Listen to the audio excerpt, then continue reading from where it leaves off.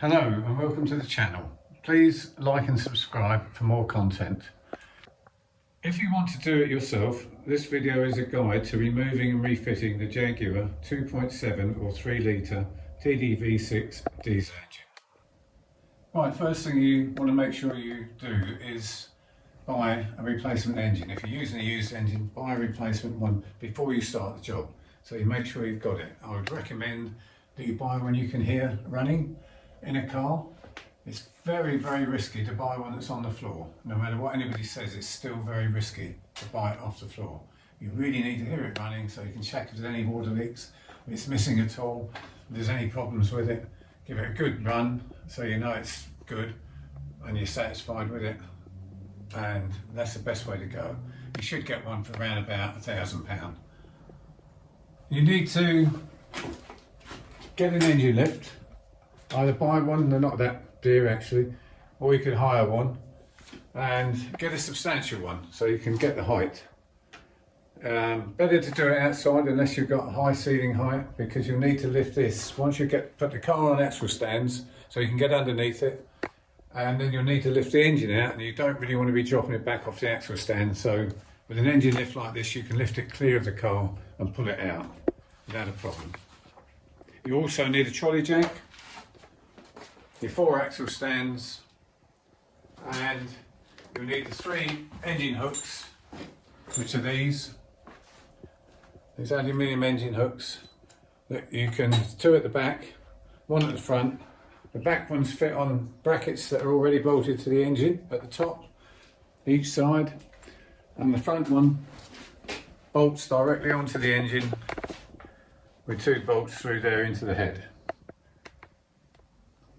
And that's what you need basically, and you're set to go to pull the engine out. You need to disconnect the battery and drain the water system from the radiator or the bottom hose. It's got a drain plug on the bottom of the radiator, and then drain it from there. Try and get it in a container so you don't get too much over the floor when you get lying underneath there. Right, the main parts you have to disconnect to remove the engine are the engine mountings, which you access from underneath the suspension. You have a cylindrical piece that comes up through the suspension.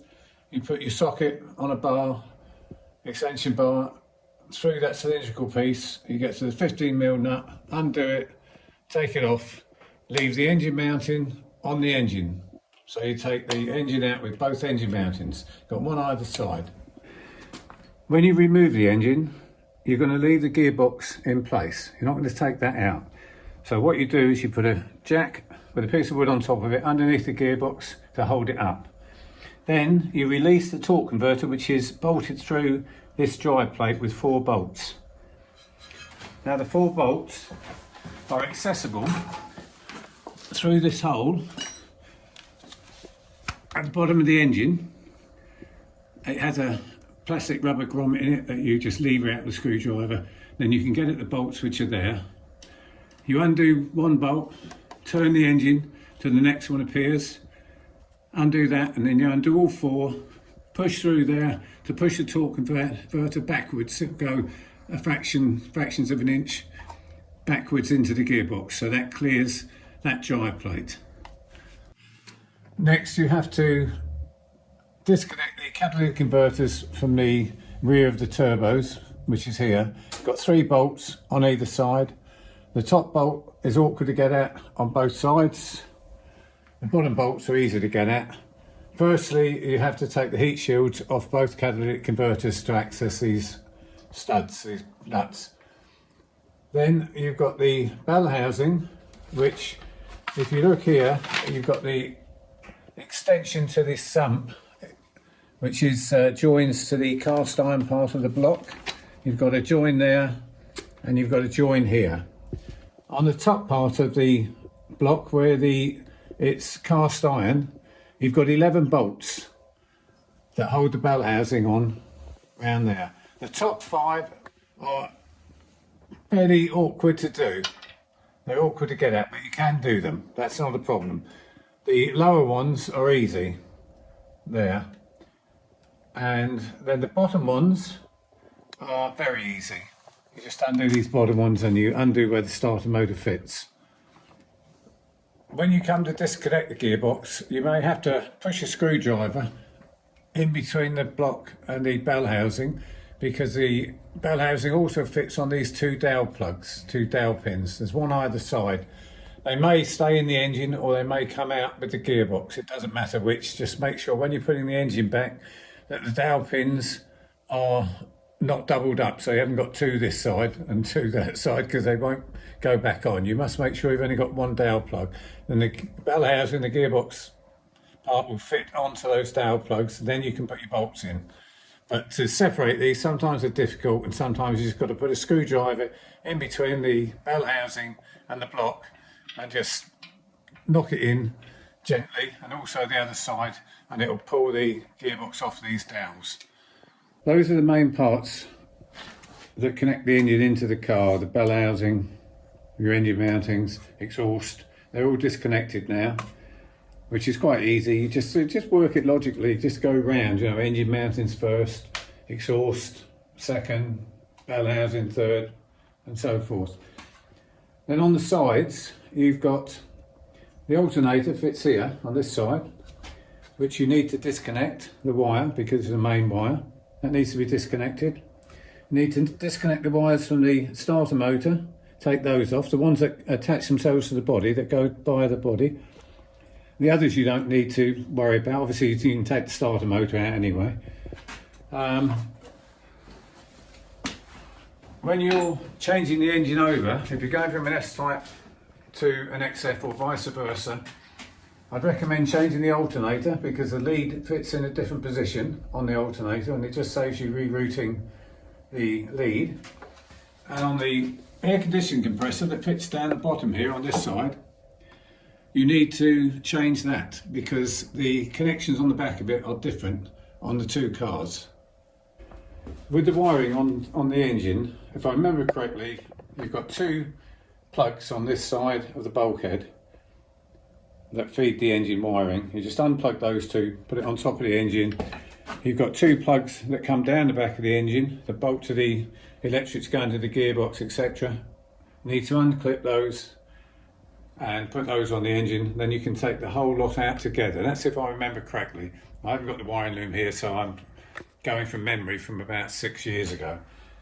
But that's quite easy. Now the connections on the back of the air conditioning compressor, which was down at the front there, are difficult to get at. They're awkward. You can get at them, but they are awkward. Apart from that, the rest is quite easy to dismantle. You've got to take all your paraphernalia off the back of the engine, the plastic covers. You've got a bar going across, a brace going across the back of the engine that's bolted onto the bulkhead of the car. You'll have to take your fan and your fan shroud off the front. I don't think you have to take the radiator out. Can't remember. I can let you know in another video because I'll be taking an engine out of an S-Type soon, so I'll have to update you on that, but I don't think you have to take the radiator out. The engine only needs to come forward enough so the torque converter clears the drive plate, and then it can lift upwards, straight upwards and straight out of the car.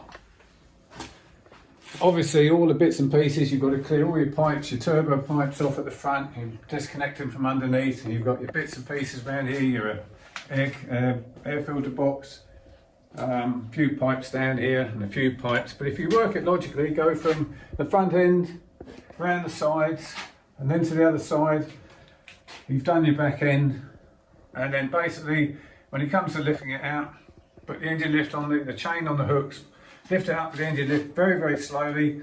Check all around the engine that you haven't left anything disconnected. Don't try and whip it out in one go. Just lift it up a couple of inches, see if there's anything connected, because you don't want to be pulling wires out and breaking wires and different things, whatever you've got connected on it. And literally just take it out intermittently up, a couple of inches at a time. And once you're sure that there's nothing else connected, lift it straight out, put it away from the car, and that's your engine out. And then you set it down next to the engine you bought, and you check that everything's the same. You know, you change the alternator, the air conditioning compressor, and anything else that you might might differ, because as these engines change in different years, they might have fitted different things, but just double check over everything, and then your engine then basically is ready to go back in. When you decide to take the engine out, and you've got the car up on extra stands, you've got the battery disconnected and the radiator drained, then you want to think to yourself, give yourself a day, at least a day, to take the engine out. Don't try and rush it, hurry it, or anything else. Doesn't matter how quick someone else does it, makes no difference. Give yourself a good day to take the engine out, and then you'll have a good day to put the engine back in. If it takes 2 days, it doesn't matter if it takes that bit longer. But just take it off methodically, take off all your covers, mark them, put them down the side of your garage or wherever you're working, so they're in sequence, so that when you come to put it all back, you put it back in sequence, plus the bolts, name where the bolts go, put them in little containers. Don't do as I've seen a lot of people do, just throw everything in a big pile, and when it comes to reassembling it, they don't know what they're doing, they don't know where it goes. You may know when you take it off, but 2 days later, or a day later, you'll forget. So do it methodically, mark every part, take photographs if you need to. Don't just, as I say, get confused with it all. Do it methodically and in sequence, and then you won't go far wrong. Right, this is my advice. You've checked the engine out, you've heard it running, your replacement engine that is, you know it's good.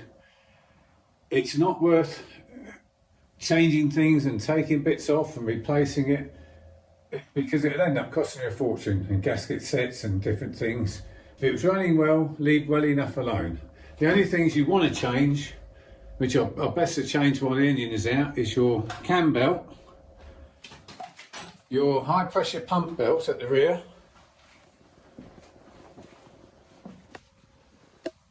which is there, and also, if you want to, you can do it in the car, but while it's out, it's much easier. Just change your oil filter and change your oil. But the rest, leave well enough alone.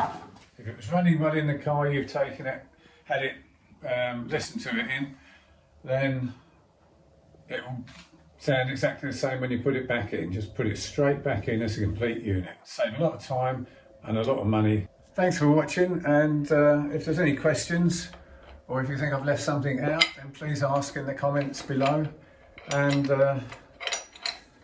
I'll reply.